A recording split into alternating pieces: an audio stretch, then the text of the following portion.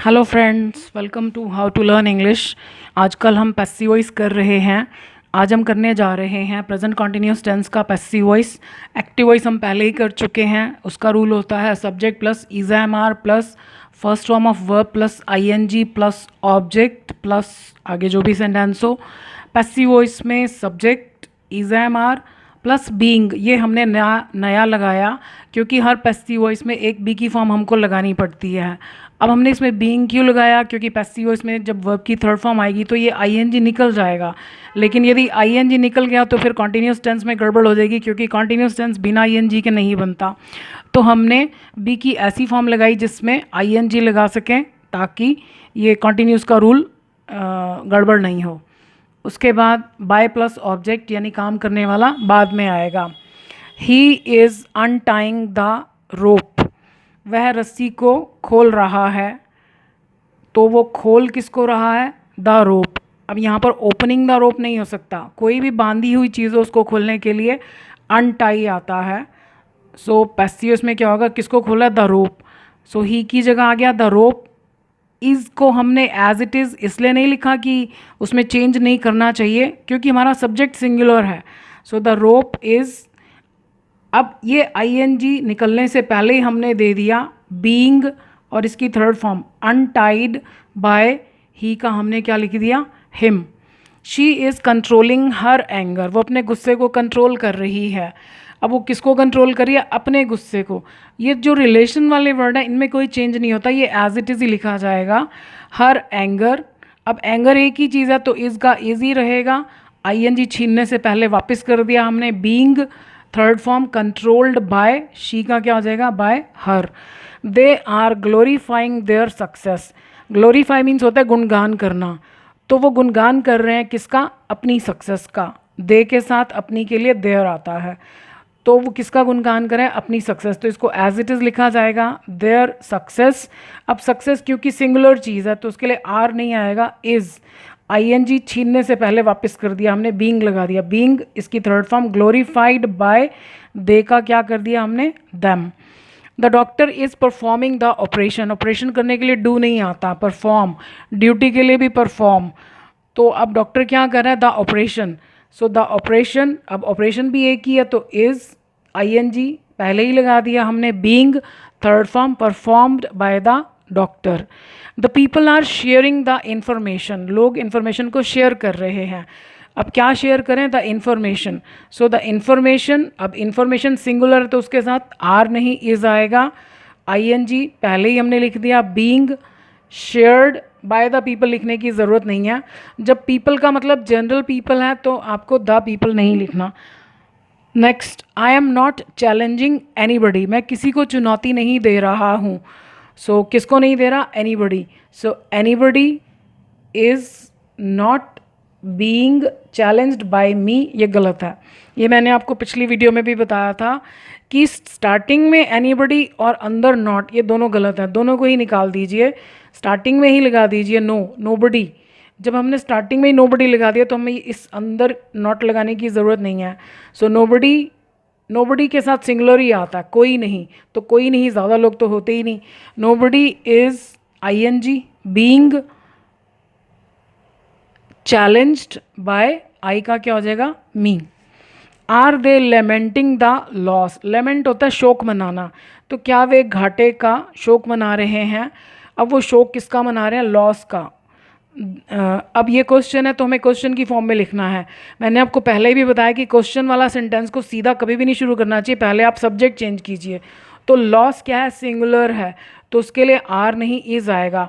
कई बार कुछ स्टूडेंट्स क्या करते हैं, ये इज़ को अंदर लिख देते हैं, गलत है। अगर ये क्वेश्चन की फॉर्म में है तो ये भी क्वेश्चन की फॉर्म में होना चाहिए। So is the loss.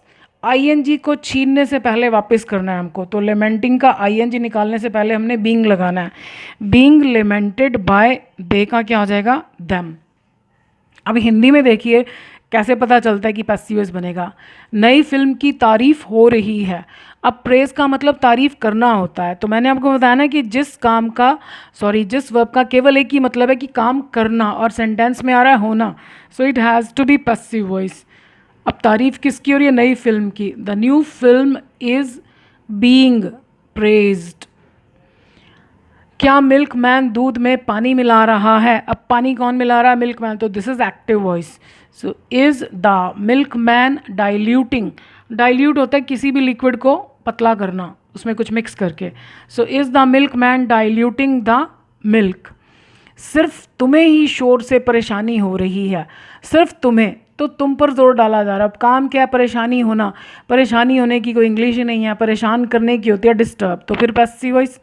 So only you, सिर्फ तुम्हें, ओनली यू आर बीइंग। अब ये पैसिव वॉइस है क्योंकि यू परेशान नहीं कर रहा, यू परेशान हो रहा है। So only you are being disturbed by the noise. कपड़ों को तो सर्वेंट प्रेस कर ही रहा है।